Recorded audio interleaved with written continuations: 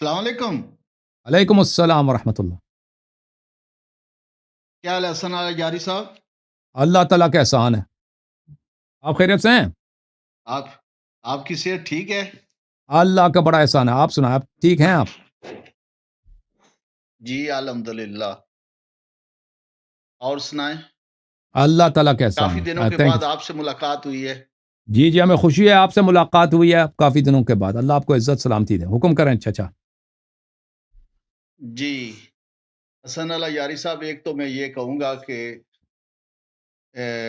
آپ کے plate form سے ہی کچھ پبلک کو بھی نصیحت ہو جائے گی، اور میرے لیے دعا بھی کرنا کہ پچھلے دنوں میں میرے بیٹے کے ساتھ ایک حادثہ ہوا ہے کہ اللہ شفا دے، اللہ شفا دے انشاءاللہ. جی جی، وہ دفتر سے نکلا ہے تو کسی گاڑی کے ٹائر سے پتھر نکلا ہے اور وہ پتھر سیدھا آنکھ کو ہٹ ہو گیا ہے. اوش، اللہ خیر کرے، اللہ شفا دے انشاءاللہ. باقی اہل بیت ہماری دعا ہے. آمین. آپ کیمرہ کے سامنے اچھا بیٹھیں پلیز. حسن علی جاری صاحب. جی سر، کیمرہ کے سامنے آ جائیں. جی جی جی جی سر، جی بولیں.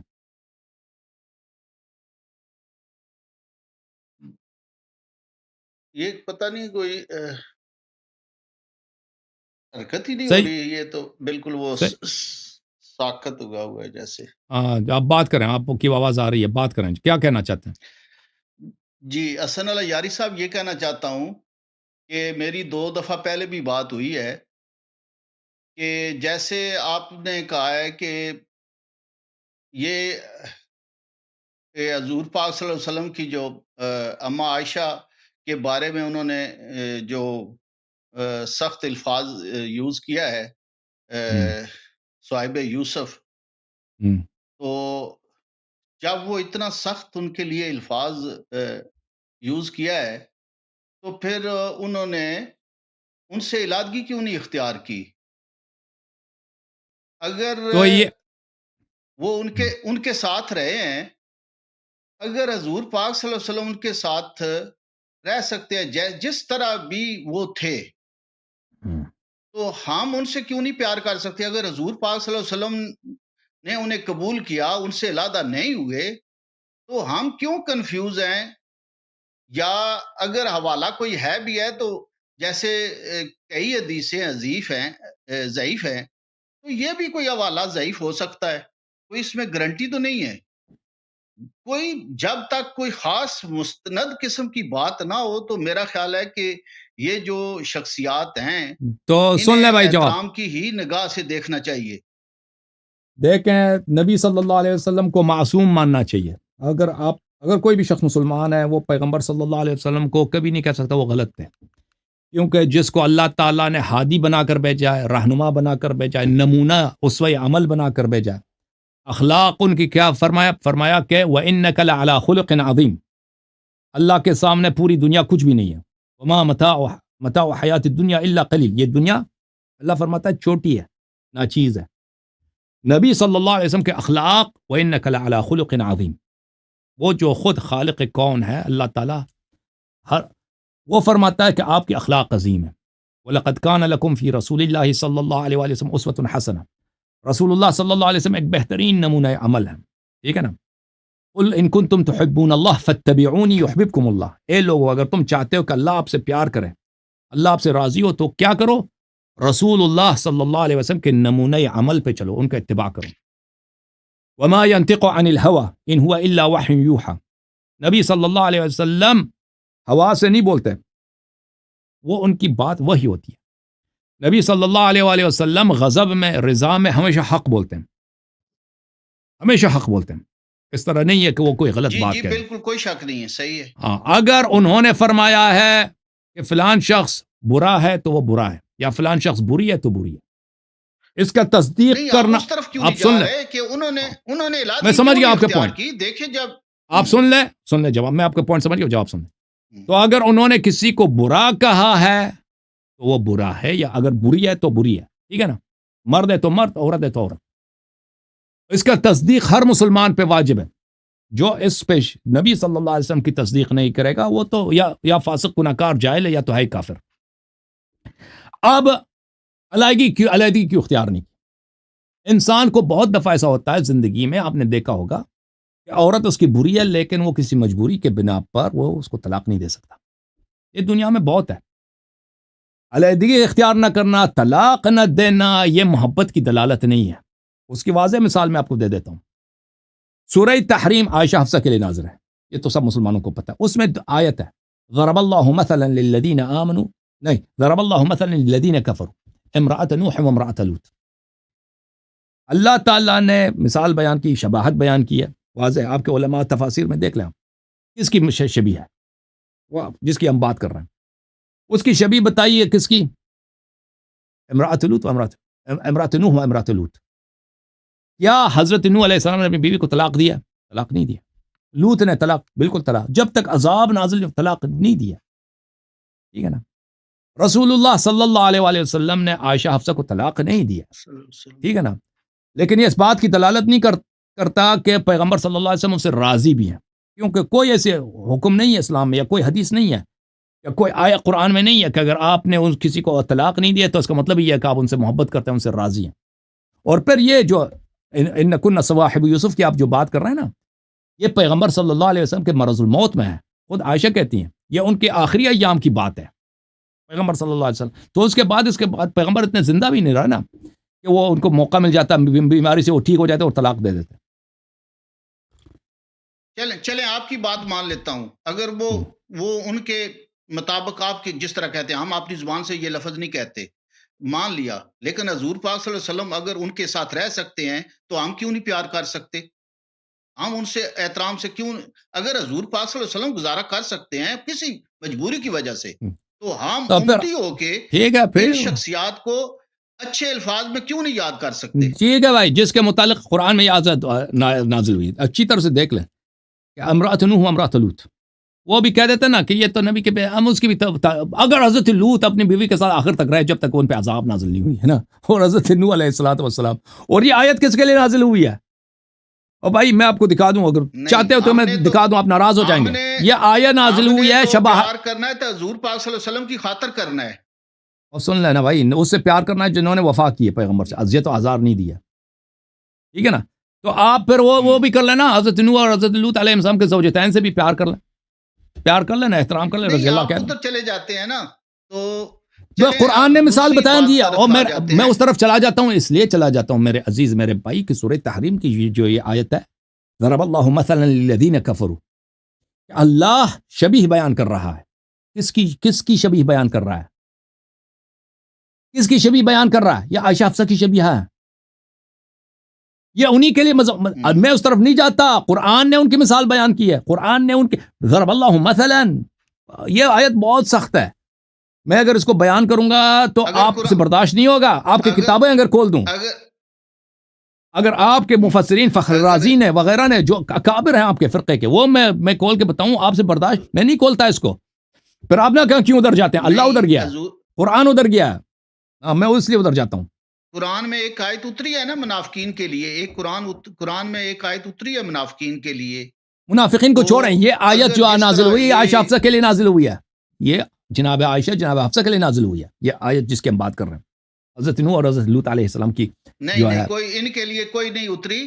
اگر میں تو ہمارے سوئے ہوئے نہیں ہیں، ان کے لیے قرآن میں کوئی بالکل آپ نہ حضرت عمر کے لیے، نہ حضرت ابو بکر رضی اللہ تعالیٰ عنہ کے لیے، نہ اما عائشہ کے لیے. اوکے بھائی آپ سن لو، میں ہوں تمہارے بکانا. ایک منٹ نہیں نازل ہوئی نا، ایک منٹ میں ابھی بتا دیتا ہوں جناب. یہ کوئی نازل نہیں ہوئی، میں ملاحظہ فرمائیے.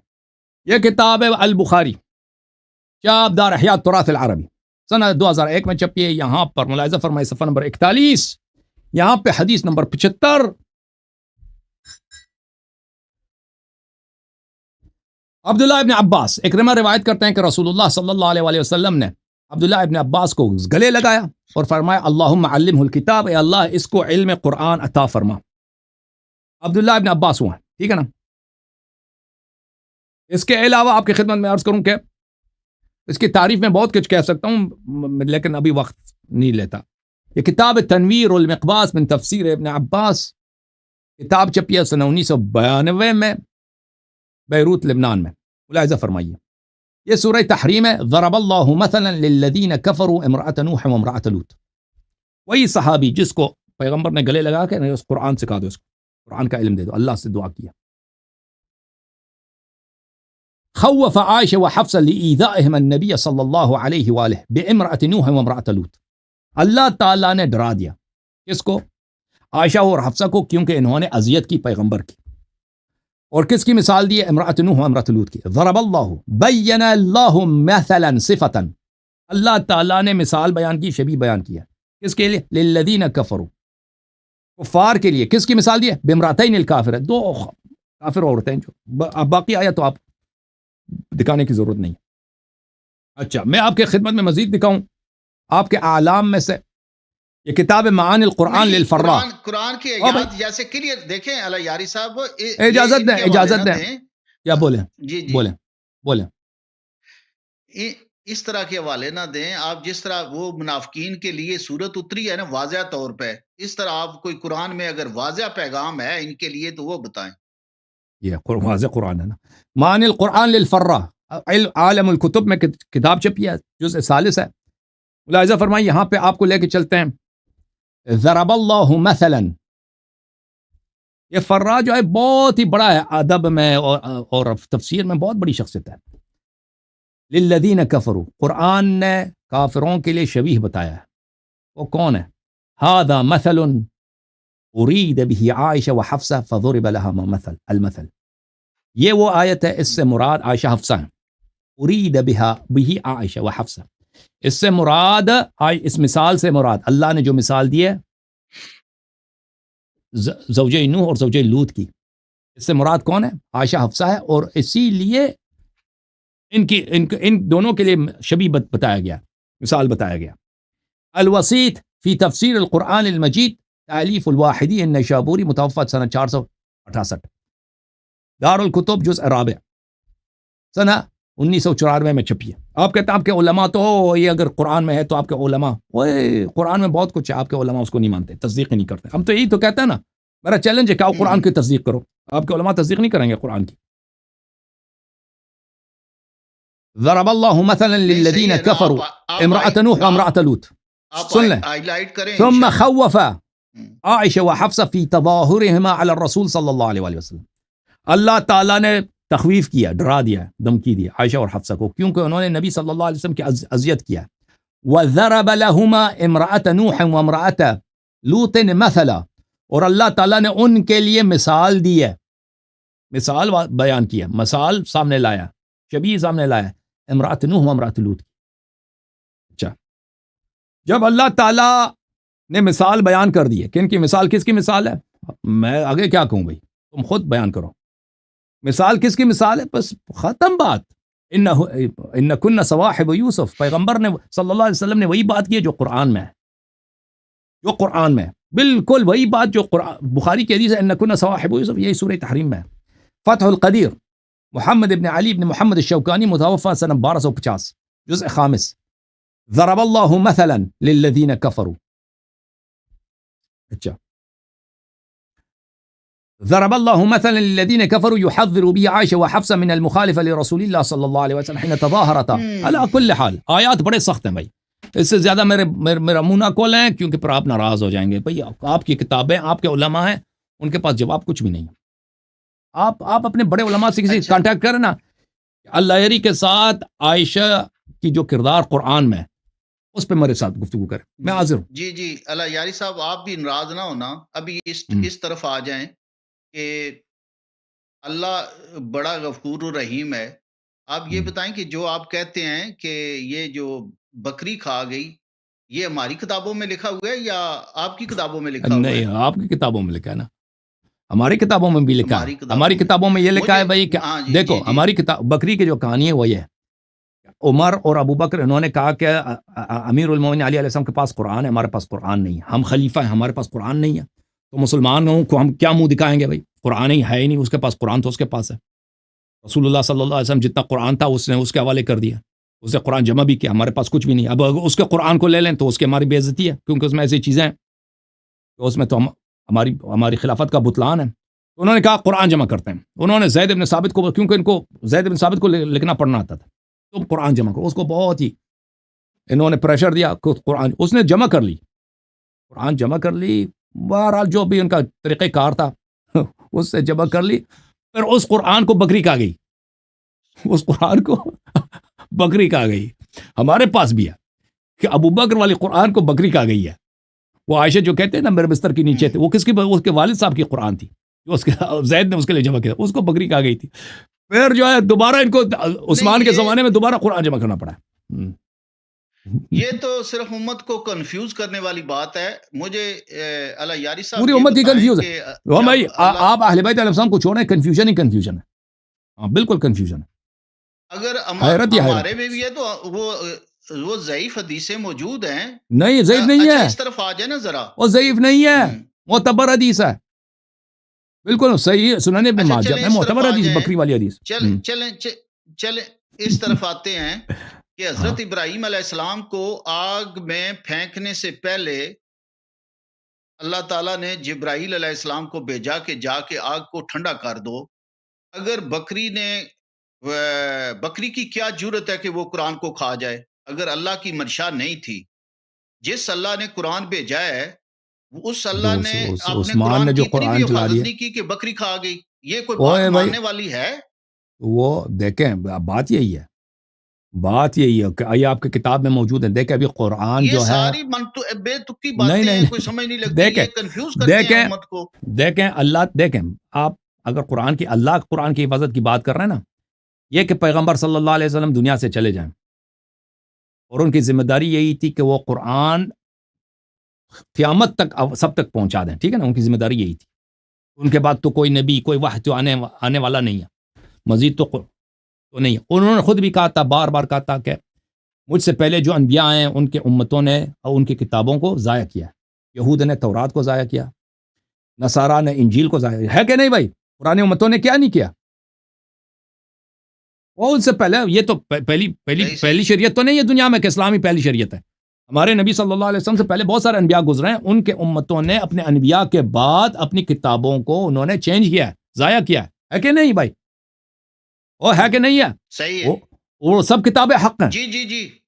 جس طرح قرآن حق ہے اسی طرح موسیٰ علیہ السلام کا کتاب بھی حق ہے. ہمارا ایمان ہے اس پہ، ہے کہ نہیں بھائی آپ کا ایمان؟ جی جی بالکل بالکل بالکل. سب انبیاء پہ حق ہیں اور ہم سب کی تصدیق کرتے ہیں، سب کی تصدیق کرتے ہیں، سب پہ ہمارا ایمان ہے. جی. وہ اللہ کا کلام چاہے تورات کی شکل میں ہو، چاہے انجیل کے شکل میں، زبور کی شکل، وہ سب اللہ کا کلام ہے. ہمارا اس پہ ایمان ہے، ہم اس کا احترام واجب سمجھتے ہیں، اس کا انکار کفر ہے. لیکن ان سب کو ان کے امتوں نے چینج کیا، بکریوں کو کھلا دی. بھائی یہ بکری کے جو کہانی نا، آپ کہتے ہیں یہ کیسے ہو سکتا ہے، یہ تو بہت دفعہ ہو چکا ہے. نبوت کی تاریخ اسی سے بڑی پڑی ہے کہ بکریوں نے کھا لی ہے.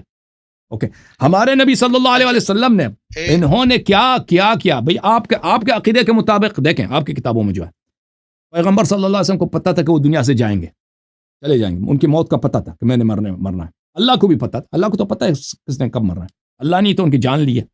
اچھا، اس کے باوجود انہوں نے قرآن کی حفاظت کا کچھ بھی نہیں کیا. بھائی کہتے کہ بھائی تم جمع کرو، کسی کو ڈیوٹی لگا دے، کچھ بھی نہیں، ایسے ہی چلے گئے، بس ختم بات. نہ سنت کی حفاظت کا کوئی ذمہ لے لیا. ابھی دیکھو جتنا قرآن ہے، میں غلط سننا ہے یار، غلط سن چچا.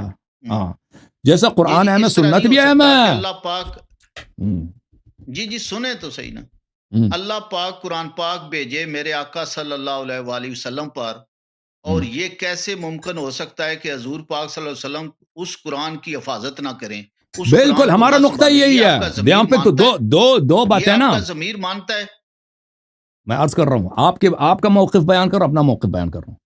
ہمارے کتابوں میں بالکل نبی صلی اللہ علیہ وسلم کی جب یہ ڈیوٹی ہے، جب ان کو پتا ہے کہ پرانے امتوں نے اپنے کتابوں کے ساتھ یہ خیانت کی ہے، ان کو جب پتا ہے تو وہ، اور ان کی ذمہ داری ہے کہ اس قرآن کو آگے والے نسلوں تک پہنچا دینا. نہ صرف قرآن، اپنی سنت کو بھی پہنچا دینا، کیونکہ شریعت اور تو نہیں آنی ہے نا اللہ کی جانب سے، اور بھی شریعت آنے ہیں بھائی، اور شریعت اور مزید ہیں نبی صلی اللہ علیہ وسلم کے بعد. نہیں کوئی نہیں، آخری ہے. تو یہ ان کی ذمہ داری ہے کہ نہیں؟ ان کی ذمہ داری ہے کہ صرف قرآن کی بات نہیں ہے، پوری شریعت کی بات ہے.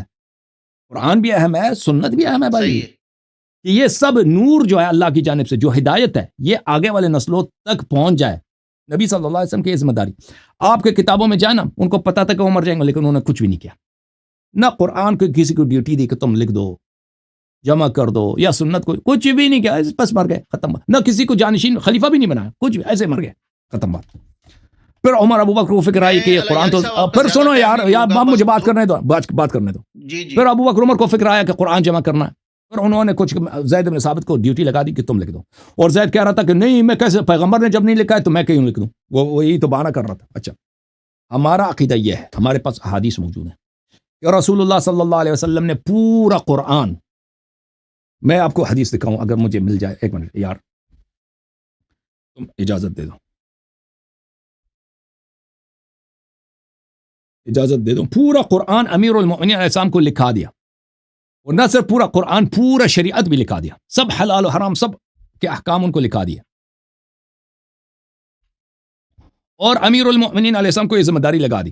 ایک منٹ بھائی, یہ کتاب سلیم ہے بھائیو, یہاں پہ ملاحظہ فرمائیں جزء ثانی میں, یہاں پہ صفحہ نمبر 620 میں حدیث نمبر 10 ہے. حدیث نمبر 10 میں امیر المؤمنین علیہ الصلوۃ والسلام فرماتے ہیں وَكُنْتُ أَدْخُلُ عَلَى رَسُولِ اللَّهِ صلی اللہ علیہ وسلم كُلَّ يَوْمٍ دَخْلَةً وَفِي كُلِّ لَيْلَةٍ دَخْلَةً. میں ہمیشہ پیغمبر صلی اللہ علیہ وسلم کے پاس جاتا تھا, دن کو بھی اور رات کو بھی جاتا تھا, جب کوئی نہیں ہوتا تھا میں جاتا تھا.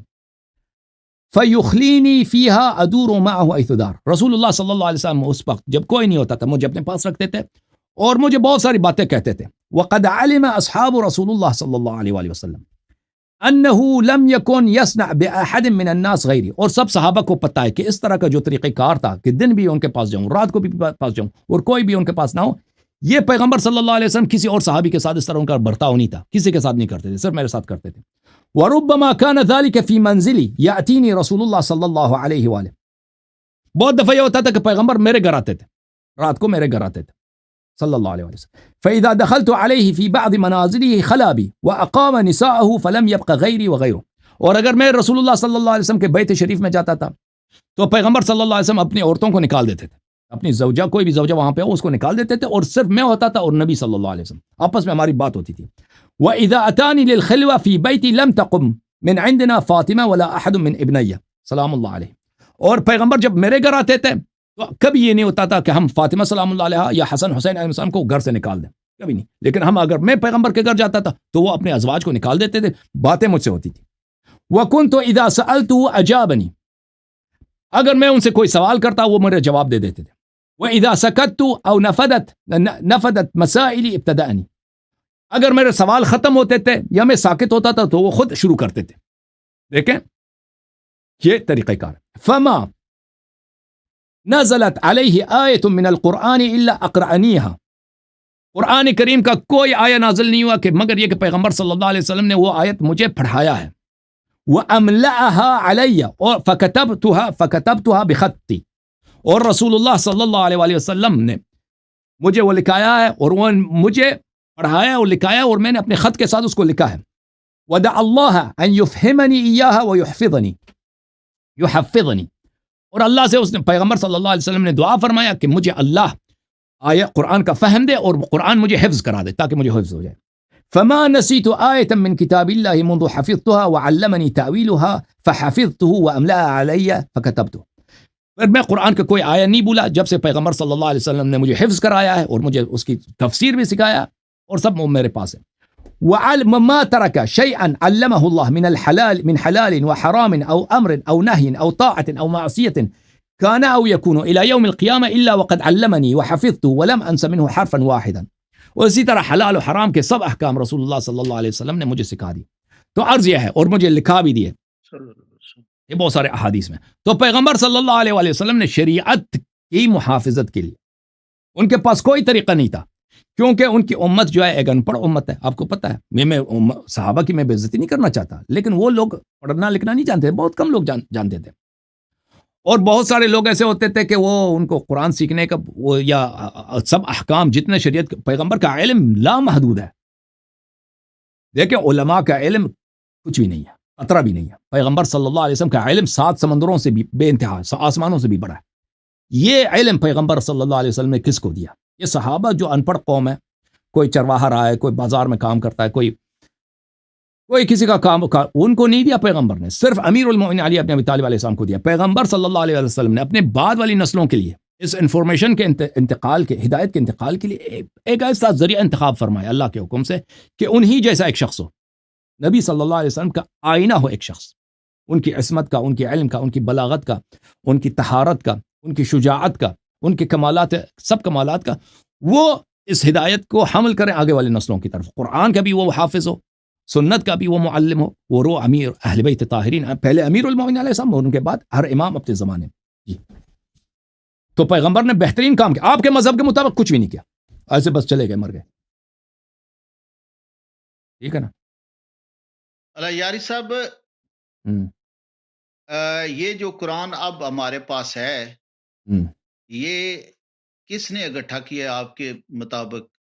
جس طرح آپ ابھی کئی پروگرام میں کہہ چکے ہیں کہ یہ ابو بکر, حضرت ابو بکر رضی اللہ تعالیٰ عنہ اور حضرت عمر فاروق رضی اللہ تعالیٰ عنہ نے اکٹھا کیا ہے, ایسے ہی ہے؟ وہ بکری کھا گئی نا, پھر عثمان کے زمانے میں پھر انہوں نے اکٹھا کیا, پھر عثمان نے نہیں, چلو بکری کھا گئی بعد میں عثمان نے بکری کھا گئی, تو پھر بعد یہ جو ہمارے پاس قرآن ہے یہ کس نے اکٹھا کیا ہے؟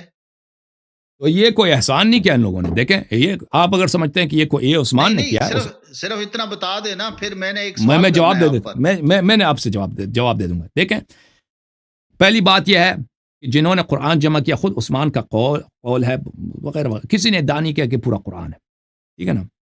اور عثمان نے جمع کرنے کے بعد اس نے خود کہا کہ اس میں غلطیاں, عثمان خود اس کی شہادت موجود ہے آپ کے کتب میں, اس نے کہا اس قرآن میں غلطی. عائشہ کی تو بہت سارے اقوال ہیں کہ اس قرآن فلان جگہ کاتب نے خطا کیا, فلان جگہ خطا ہے, فلان جگہ خطا.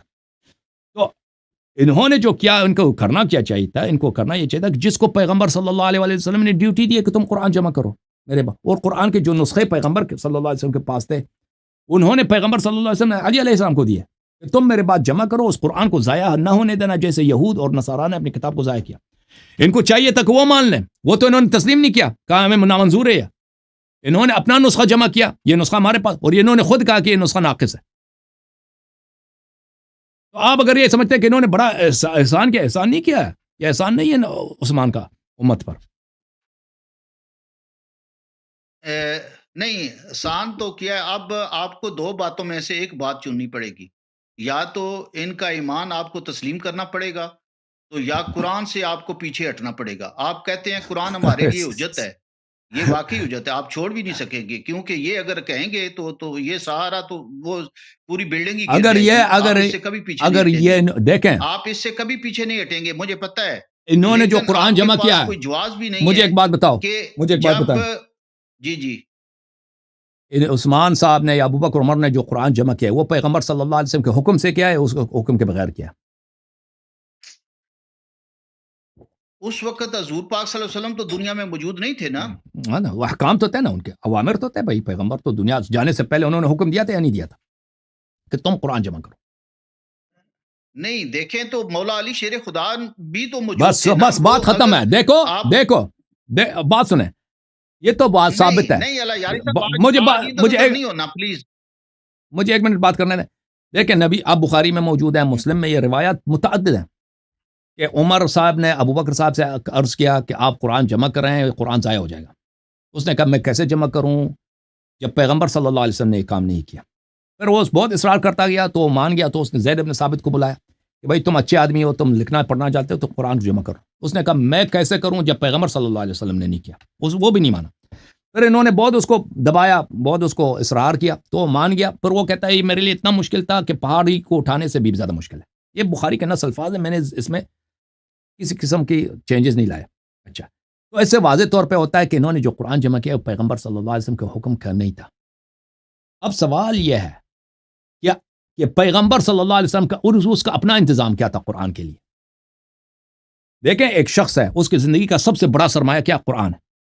اللہ کا میسج, اللہ کا نور, اللہ کا کلام لکھا ہے نا. اسی لیے اس کی دشمنیاں ہو گئی لوگوں سے, بھائی قتل ہو گئے, لوگ گھر بار چھوڑ دیے, سب ہو گیا ان کے ساتھ, ٹھیک ہے نا, اسی قرآن کی وجہ سے. اب اس شخص کا, اب اس کو پیغمبر نہ بھی مانے نا, کہتے ہیں کہ بھئی جیسے کرسچن وغیرہ ہیں, ایک عاقل شخص تو ہے نا.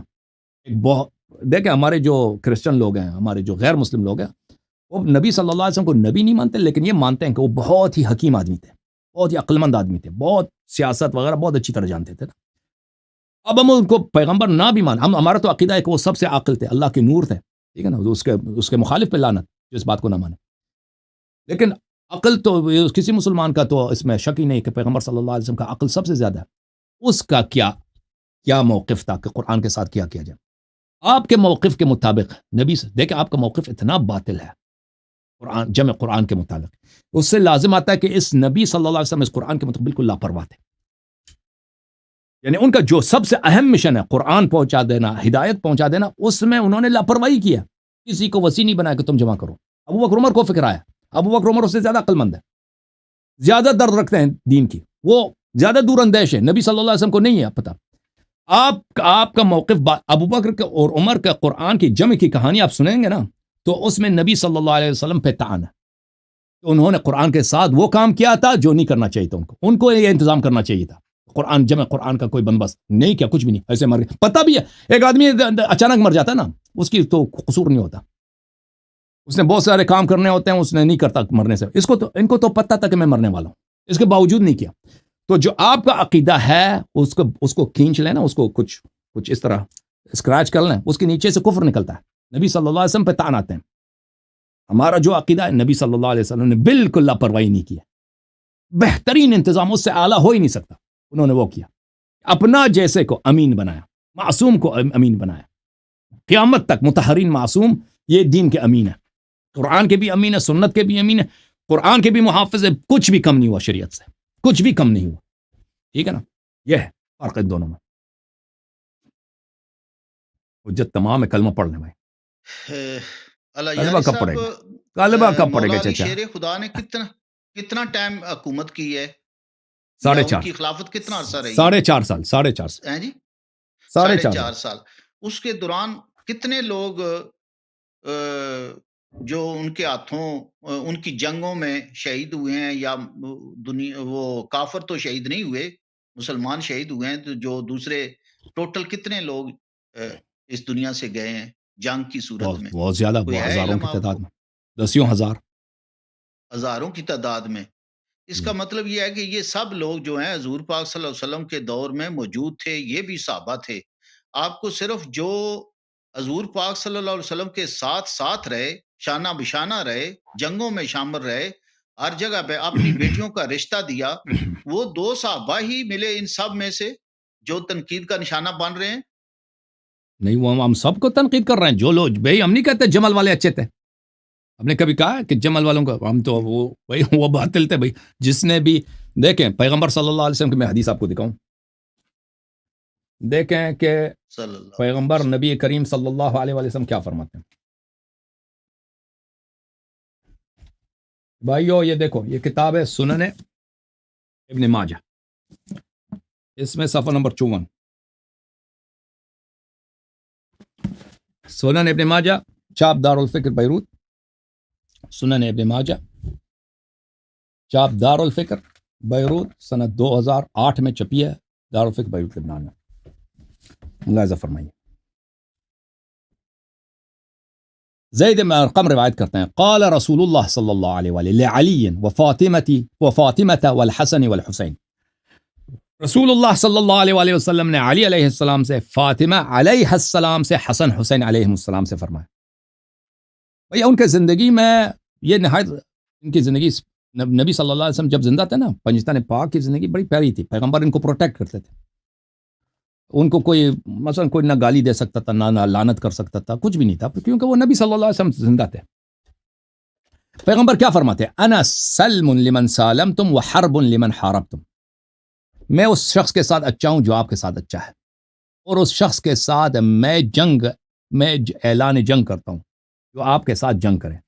اب دیکھیں نبی صلی اللہ علیہ وسلم کے زمانے میں کون سوچ سکتا ہے کہ ان کا پوتا ہے بھائی امام حسین علیہ السلام ہے، امام حسن علیہ السلام ہے، 3 سال ہے، 5 سال ہے ان کی عمر، ننھے ان کے ساتھ کوئی لڑ سکتا ہے؟ فاطمہ تو زہرا سلام اللہ علیہ ان کی بیٹی ہے، ان کی عمر ہے، مثلا پیغمبر صلی اللہ علیہ وسلم جب وفات ہوئی نا، ان کی عمر 18 سال تھی، بی بی سلام اللہ، اس 6 مہینے کے بعد بھی ان کی شہادت ہوگی، وفات ہوگی۔ اب پیغمبر صلی اللہ علیہ وسلم اپنے وفات سے اگر یہ 2 سال پہلے کا ہو، 1 سال کا، ان کی عمر 17 ہے یا 16 ہے، یعنی بہت بہت کمسن ظاہری طور پر، ان کے ساتھ کون لڑ سکتا ہے؟ اتنا کہ آپ کے ساتھ جو لڑے، یا امیر المومنین علی ابن ابی طالب علیہ السلام کے ساتھ کوئی لڑے، لیکن نبوت صلی اللہ علیہ وسلم کا علم کچھ اور ہے، صاحب رسالت کا وہ اپنی نگاہوں سے بہت کچھ دیکھ رہے ہیں جو ہمیں اس وقت کسی کو نظر نہیں آ رہا تھا۔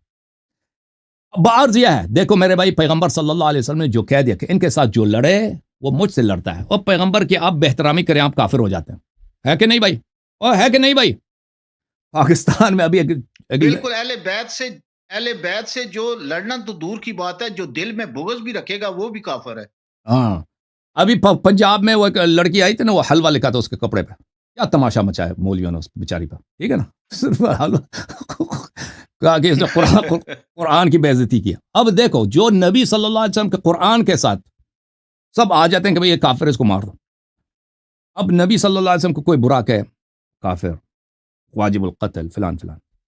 اب نبی صلی اللہ علیہ وسلم کے ساتھ کوئی لڑے، او بھائی اس سے زیادہ دشمنی ہو سکتا ہے، کفر ہو سکتا ہے کہ آپ تلوار نکالے کہ میری لڑائی ہے ان سے، بھائی اس سے بڑا کفر ہے کہ نہیں؟ اس سے بڑا کوئی کفر ہے؟ جی بالکل صحیح ہے، لیکن اللہ یاری صاحب جو بات سنیں، جو علی علیہ السلام سے لڑے اس نے پیغمبر، یہ آپ کی کتابوں میں پڑھا ہے، اب آپ خود دیکھو نا کہ کس نے کون لڑا۔ او بھائی آپ دیکھو، ابھی دیکھو آپ کی کتابوں میں تو بری پڑی ہے نا، طلحہ، زبیر، اونٹ پہ سوار کمانڈر ان چیف، اور معاویہ وغیرہ وغیرہ وغیرہ، یہ سب لڑے ہیں نا۔ تو یہ آپ خود کہہ دو بھائی، یہ پیار میں لڑتے تھے ان سے یہ پیار زیادہ ان کی بڑھ جاتی تھی تو لڑ پڑتے تھے، یا لشکر لے کے آتے تھے قتل کے لیے۔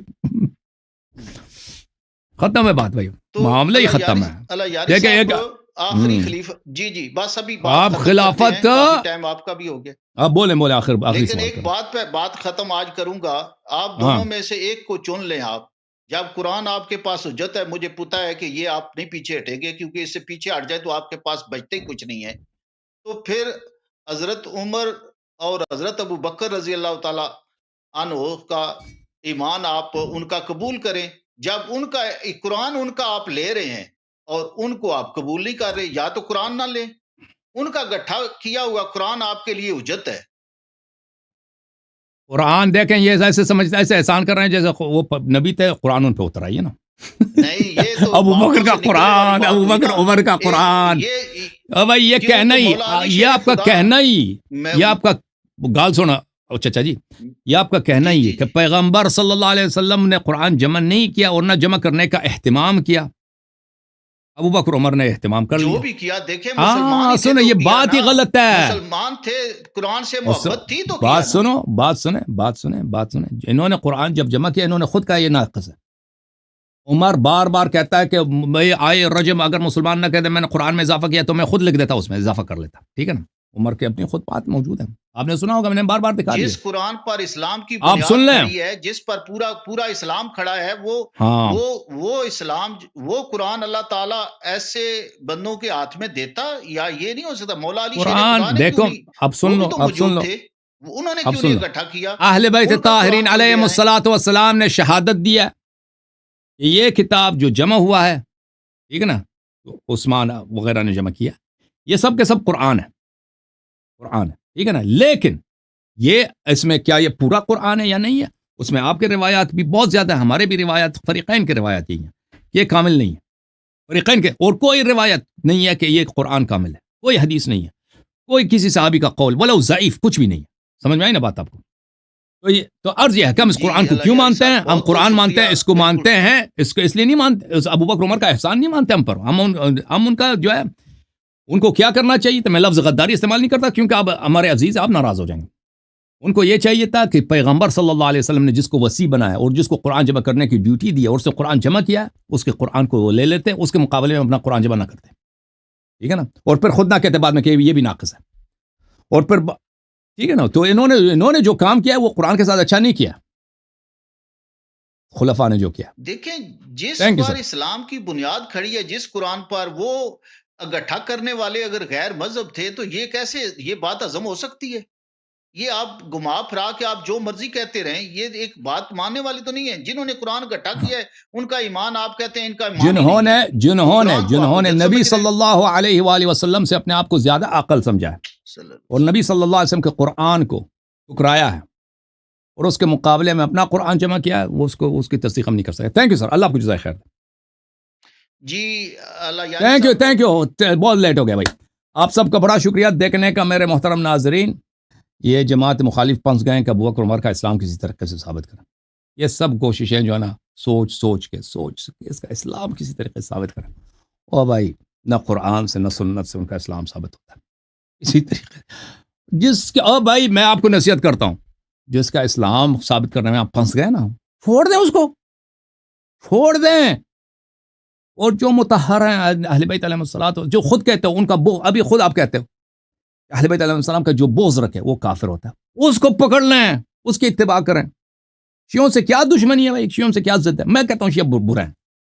شیعوں کے ساتھ ضد نہ کرو. شیعوں کی ضد میں تم نے نبی صلی اللہ علیہ وسلم کے دین کو چھوڑ دیا. یہ کوئی ضد ہے بھائی؟ تم شیعوں سے آگے بڑھو. یہ شیعہ بیوقوف ہیں. یہ زبان میں اہل بیت علیہ السلام کو مانتے ہیں. آپ آگے میدان میں شیعوں سے آگے بڑھو. تو ہم زبان میں بھی، عمل میں بھی، دل میں بھی اہل بیت علیہ السلام کو مانتے ہیں. ٹھیک ہے نا؟ آپ اس طرح آ جاؤ شیعوں کے ساتھ کہ شیعہ جیت گئے. کوئی کرکٹ میچ ہے بھائی وہ اس کو گولی مارا ہے. اللہ کے سامنے انسان سرخرو ہو. لوگ دنیا میں جو بھی کہنا کہتے ہیں کہ رافضی ہے یا شیعہ، اس سے کوئی فرق نہیں پڑتا. لوگوں کے کہنے سے کوئی فرق نہیں پڑتا. جب اللہ مجھ سے راضی ہے اور اللہ دیکھ رہا ہے، اور زمین و آسمان کا بادشاہ کون ہے؟ اللہ تعالیٰ ہے. زمین و آسمان کے خزانے کس؟ اللہ تعالیٰ کے ہاتھ میں. اور تمام رزق زندگی کس؟ اللہ کے ہاتھ میں. آخرت کس کے ہاتھ میں؟ اللہ کے ہاتھ میں. اس دنیا تو جانے والی چیز ہے. اس دنیا میں لوگ اگر ہماری عزت نہ کریں جہنم میں جائیں. کوئی پرواہ نہیں ہونی چاہیے آپ کو لوگ کیا کہیں گے. لوگ کہیں گے کہ شیعہ خوش ہو جائیں گے کہ شیعہ ہو گئے. یہ کوئی بات ہے بھائی؟ آپ لوگ انشاءاللہ تبارک و تعالی جماعت مخالفین کو میری نصیحت یہ ہے، آپ پھنس گئے ہیں بھائی. آپ اپنے خلیفہ کا اسلام ثابت نہیں کر سکتے نا، ان ہیلوں سے آ جاتے ہو. تو چھوڑ دیں بھائی ایسے خلفاء کو. بولو یا علی مدد. جیسے رسول اللہ صلی اللہ علیہ وسلم نے فرمایا من کنت مولا فہذا علی علیہ السلام مولا. کہہ دو کہ سب عالم کا مولا نبی صلی اللہ علیہ وسلم اور ان کے بھائی علی علیہ السلام. ابو بکر کا بھی مولا آقا سید السالار کون ہے؟ پیغمبر ہے. اور امیر المؤمنین علی بن ابی طالب علیہ السلام. یہ اعتراف کر لو، بولو اور جان و دل سے اہل بیت طاہرین علیہ السلام کی امامت کو مان لو. اس میں تمہارا دنیا بھی آخرت بھی ہے. ٹھیک ہے نا بھائی؟ اور ہمارے جو شیعہ بھائی ہیں ان کی خدمت میں عرض ہے کہ بھائی تم بھی جو ہے نا، تم جو صرف اہل بیت علیہ السلام کو زبانی طور پر مانتے ہو، ان کی سپورٹ نہیں کرتے. زندگی کا محور کیا ہونا چاہیے کہ اہل بیت علیہ السلام کی ہم نے نصرت کرنی ہے. اور اس زبانی محبت یہ منافقین کا کام ہے. ابن تیمیہ کے کتب میں نے بارہا دیکھا کہ وہ کہتا ہے میں اہل بیت علیہ السلام سے محبت کرتا ہوں. وہ بدترین ناصبی ہے. یہ زبانی محبت، اس کا کوئی فائدہ نہیں ہے. تم میرے بھائیوں اہل بیت علیہ السلام کی نصرت کرو. دیکھو کہ تم کس طرح نصرت کر سکتے ہو. امیر المؤمنین علیہ الصلوۃ والسلام کے فضائل کو کس طرح پھیلا سکتے ہو، ان کے حجج کو کس طرح پھیلا سکتے ہو. اور امیر المؤمنین علیہ الصلوۃ والسلام کے جو غاصبین حق ہیں، جنہوں نے ان کے حق غصب کر دیے، لوگ ابھی ان کو رضی اللہ کہتے ہیں. حضرت زہرا سلام اللہ علیہ کے قاتل کو لوگ ان کے نام پہ مسجد بناتے ہیں، روڈ بناتے ہیں. آپ کو پتہ ہے نا آپ کے ملک پاکستان میں، ہندوستان میں، وہ مسجد ابو بکر صدیق، عمر فاروق، اتنا شاندار مسجد، نام کیا رکھا؟ عمر رکھ دیا. وہی جو جنگوں سے بھاگتا تھا، وہی جس کے مذمت میں قرآن کے آیات ہیں. مسجد عائشہ. او بھائی تم کیسے نصرت کی تم لوگوں نے؟ ابھی تک ان کی تو حکومت ہے بھائی، ان کی پوری وہ اہل بیت علیہ السلام کا کوئی پوچھنے والا نہیں ہے. سب شان ان کے دشمنوں کا ہے. تم نے کیا نصرت کی ہے بھائی؟ کوئی نصرت کرو نا، تاکہ لوگ ان کے حقیقی چہرے کو دیکھ لیں اور پھر سب کو شرم آ جائے کہ ہم اپنی مسجد کا کیوں نام ایسے لوگوں کے نام پہ رکھ دیں کہ جن کا ہم اسلام ہی ثابت نہیں کر سکتے. ٹھیک ہے نا؟ اوکے میرے عزیزو، اللہ آپ سب کو جزائے خیر دے. اللہم صلی علی محمد وآل محمد. اللہم کن لولیک الحجۃ ابن الحسن صلواتک علیہ وعلی آبائہ فی هذه الساعة وفی کل ساعة ولیا وحافظا وقائدا وناصرا ودليلا وعينا حتى تسكنه أرضك طوعا وتمتعه فيها طويلا طويلا. اللهم صل على محمد وآل محمد وعجل فرجهم الشریف. آپ سب کا بڑا شکریہ، اللہ آپ کو جزائے خیر دے. یا علی مدد. السلام علیکم ورحمۃ اللہ تعالی وبرکاتہ. اللہ